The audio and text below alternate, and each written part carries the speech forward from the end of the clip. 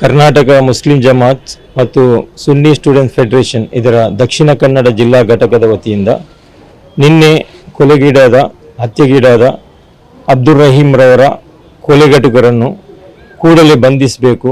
ಮಾತ್ರವಲ್ಲ, ಕಳೆದ ಕೆಲವು ದಿನಗಳಿಂದ ನಿರಂತರವಾಗಿ ದ್ವೇಷ ಭಾಷಣದ ಮೂಲಕ ಜನರನ್ನು ಈ ಹತ್ಯೆಗೆ ಪ್ರಚೋದನೆ ಮಾಡಿದವರನ್ನು ಕೂಡ ಈ ಕೊಲೆ ಪ್ರಕರಣದಲ್ಲಿ ಸೇರಿಸಬೇಕು ಅಂತ ಹೇಳಿ ಜಿಲ್ಲಾ ಪೊಲೀಸ್ ವರಿಷ್ಠಾಧಿಕಾರಿಗಳಿಗೆ ನಾವೀಗ ಮನವಿ ಮಾಡಿದ್ದೇವೆ.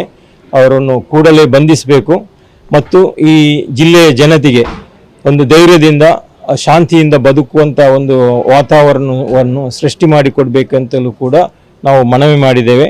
ನಮ್ಮ SP ಅವರು ಅದಕ್ಕೆ ಸೂಕ್ತವಾಗಿ ನಮ್ಮೊಂದಿಗೆ ಸ್ಪಂದಿಸಿ ಕೂಡಲೇ ಕೊಲೆಗಟುಕರನ್ನು ಬಂಧಿಸ್ತೇವೆ. ಮತ್ತು ಅವೆಲ್ಲ ಗಂಭೀರ ಏನು ಅವರಿಗೆ ಆ ಕೊಲೆಯಲ್ಲಿ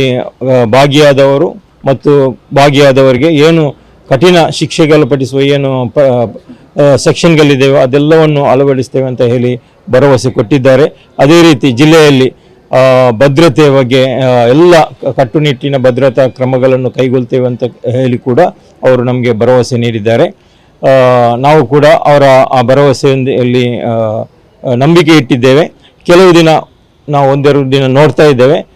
ಇನ್ನೂ ಕೂಡ ಒಂದೆರಡು ದಿನದ ಬಳಿಕವೂ ಕೂಡ ತಪ್ಪಿತಸ್ಥರು ಅರೆಸ್ಟ್ ಆಗಿಲ್ಲ ಅಂತ ಹೇಳಿದರೆ ಜಿಲ್ಲೆಯಾದ್ಯಂತ ನಾವು ಪ್ರತಿಭಟನಾ ಹೋರಾಟಕ್ಕೆ ನಮ್ಮ ಸಂಘಟನೆಗಳಿಗೆ ಕರೆ ಕೊಡ್ತೇವೆ ಖಂಡಿತವಾಗಿಯೂ. ಈಗ ಅಬ್ದುಲ್ ರಹೀಂ ನಿಮ್ಮ ಇಲ್ಲ, ನಮ್ಮ ಸಂಘಟನೆಯವರಂತ ಅಲ್ಲ, ಅವರೊಬ್ಬರು ನಾಗರಿಕರು, ಅಮಾಯಕರು. ಯಾವುದೇ ಒಂದು ಅವರ ಮೇಲೆ ಪ್ರಕರಣವಾಗಲಿ ಏನಿಲ್ಲ, ಬಡವರು, ಅಮಾಯಕರು. ಅವರ ಹತ್ಯೆಯನ್ನು ಮಾಡಿದ್ದಾರೆ.